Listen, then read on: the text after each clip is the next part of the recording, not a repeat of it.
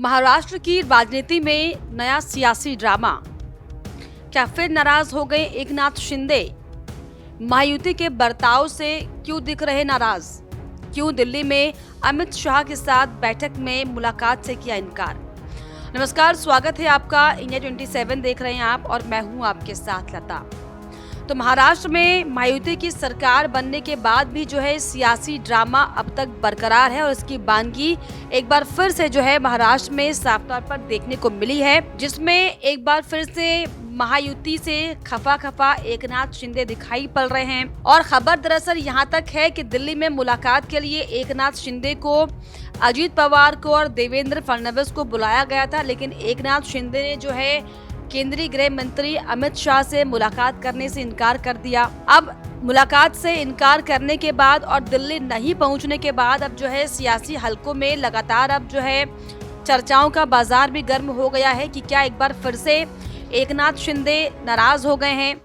हालांकि जैसे तैसे उन्हें मनाकर उनकी बातों को जो है तरजीह देकर महायुति ने सरकार महाराष्ट्र में बनाई। देवेंद्र फडणवीस ने मुख्यमंत्री की शपथ ली और एकनाथ शिंदे और अजीत पवार ने जो है डिप्टी सीएम की शपथ जरूर ली हो, लेकिन अब एक बार फिर से जो है महाराष्ट्र में अब जब प्रभार बंटवारों का समय आ चुका है बंटवारे का, तो ऐसे में जो एक बार फिर से एकनाथ शिंदे जो है खफा दिखाई पड़ रहे हैं। दरअसल बड़े मंत्रालयों पर मतभेद सुलझाने को लेकर ही दरअसल अमित शाह ने दिल्ली में एक बैठक बुलाई थी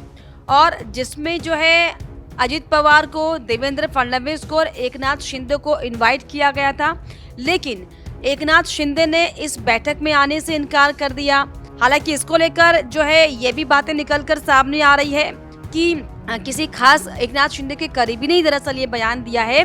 कि प्रभार बंटवारे को लेकर दरअसल ये बैठक होनी थी, जिसमें शिंदे ने ना जाने का फैसला लिया है,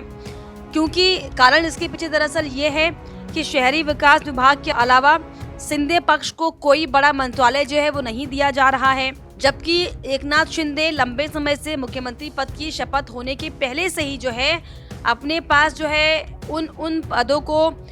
होने की या मांग कर रहे हैं, उन पदों को देने की जो पिछले सरकार में डिप्टी सीएम के पास थी। वो लगातार राजस्व, लोक निर्माण, MSRDC, आवास और उद्योग में दिलचस्पी दिखाते रहे हैं, लेकिन बीजेपी ने उनकी मांग को जो है दरकिनार कर दिया है, उनकी मांग को स्वीकार नहीं किया है। और दरअसल यही कारण है कि अब एकनाथ शिंदे एक बार फिर से जो है नाराज दिखाई पड़ रहे हैं। दरअसल ये भी साफ तौर पर बयान एकनाथ शिंदे के करीबी से बातचीत में सामने आया है। सूत्रों के हवाले से दरअसल कुछ आर्टिकल्स ने इसको छापा है कि इस पूरी प्रक्रिया में जो है शिंदे उनके साथ हुए व्यवहार से खफा हैं। जो सरकार बनने के बाद से अब तक का जो समय है, जो उनके साथ दावे और वादे किए गए थे और जिन जिन बातों को लेकर उन्हें मनाने की कोशिश की गई थी, दरअसल उन बातों पर जो है गौर बीजेपी नहीं कर रही है, गठबंधन नहीं कर रहा और इसी से जो है एकनाथ शिंदे नाराज है। ऐसे ही जो है बयान दिए गए हैं। पूरी प्रक्रिया में जो ट्रांसपेरेंसी की बात थी और जो प्रभार बंटवारे की बात थी, उसको लेकर जो है सही व्यवहार एकनाथ शिंदे के साथ नहीं हो रहा है। उन्होंने ये भी कहा कि उन्हें हर चीज में तोल मोल करना पड़ा और उन्हें लगता है कि सत्ता में उन्हें उचित हिस्सा नहीं दिया गया है। इसीलिए दरअसल अब जो है एकनाथ शिंदे जो दिल्ली में बैठा केंद्रीय गृह मंत्री अमित शाह और JP नड्डा के साथ होनी थी, जिसमें देवेंद्र फडणवीस और अजित पवार तो पहुंचे, लेकिन एकनाथ शिंदे वहां पर नहीं पहुंचे। हालांकि ये कोई पहली बार नहीं है कि जब महाराष्ट्र में इस तरह की चीजें दिखी हो। हालांकि और सरकार बनने के बाद खासतौर पर जब विधानसभा चुनाव के नतीजे सामने आए और तब से लेकर मुख्यमंत्री की शपथ लेने तक, हालांकि तमाम जो है तल्ख तेवर एकनाथ शिंदे के, बीजेपी के अलग अलग जो है तरीकों से सामने आ रहे थे, लेकिन मुख्यमंत्री की पद की शपथ लेने के ठीक बाद भी जो है साफ तौर पर दिखने लगा था कि देवेंद्र फडणवीस ने कमान संभालते ही एकनाथ शिंदे को जो है दरकिनार करना शुरू कर दिया, क्योंकि सबसे बड़ा फैसला उनका ये था कि देवेंद्र फडणवीस ने कमान संभालते ही एकनाथ शिंदे को करीबी को पद से हटा दिया। एकनाथ शिंदे ने दरअसल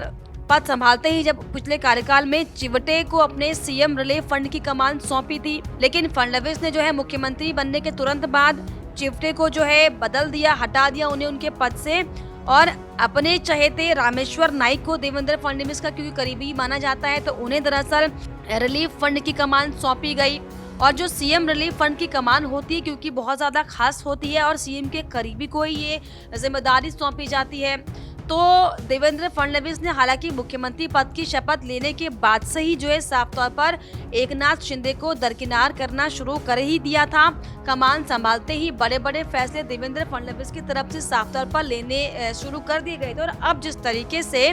प्रभार बंटवारे को लेकर, क्योंकि अब जो है मंत्रिमंडल विस्तार भी होना है, नए नए प्रभार जो है वो आवंटित किए जाएंगे, नए नए चेहरों को, मंत्रियों को, इसको लेकर दरअसल चर्चा होनी थी दिल्ली में। और क्योंकि बातचीत पहले महाराष्ट्र में हो चुकी थी और बातचीत होने के बाद ही जो है एकनाथ शिंदे डेप्यूटी सीएम के पद पर माने, लेकिन अब जिस तरीके से उनके करीबी सहयोगी की तरफ से ये बयान साफ तौर पर सामने आने लगे हैं कि एकनाथ शिंदे को जो है दरकिनार किया जा रहा है, उनसे सही व्यवहार नहीं हो रहा है। और अब जिस तरीके से एकनाथ शिंदे ने दिल्ली में हुई बैठक में आने से इनकार कर दिया, इससे साफ ये समझ आता है कि अभी भी जो है महाराष्ट्र की राजनीति में जो सियासी ड्रामा है दरअसल वो बरकरार है, जिसकी वानगी अब साफ तौर पर क्लियर इमेज में दिखाई पड़ रही है। लेकिन इसको लेकर क्या आपको लगता है, क्योंकि एकनाथ शिंदे को बमुश्किल जो है मनाने की कोशिश की गई, बमुश्किल जो है सरकार का गठन हुआ,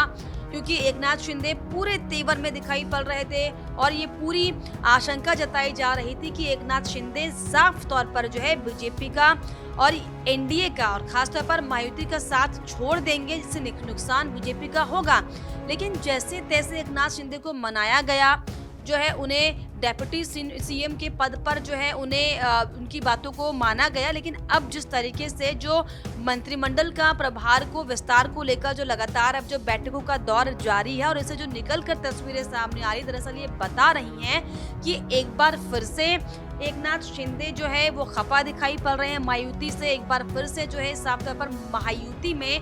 बड़ी रार की तस्वीरें सामने आ रही हैं, यानी कि एक बार फिर से जो महाराष्ट्र में अक्सर जो सियासी ड्रामाओं का दौर चलता है, एक बार फिर से सामने आता हुआ दिखाई पड़ रहा है। लेकिन इसको लेकर आपको अब क्या लगता है कि अब जिस तरीके से मुख्यमंत्री की कुर्सी को लेकर जो है सियासी घमासान महाराष्ट्र में देखने को मिला था, क्या प्रभार बंटवारे को लेकर भी सियासी घमासान एक बहुत बड़ा महाराष्ट्र में होने वाला है? हमें कमेंट बॉक्स में आप जरूर लिखिएगा। इसके अलावा हमारे चैनल को लाइक, शेयर एंड सब्सक्राइब करना भी ना भूलें।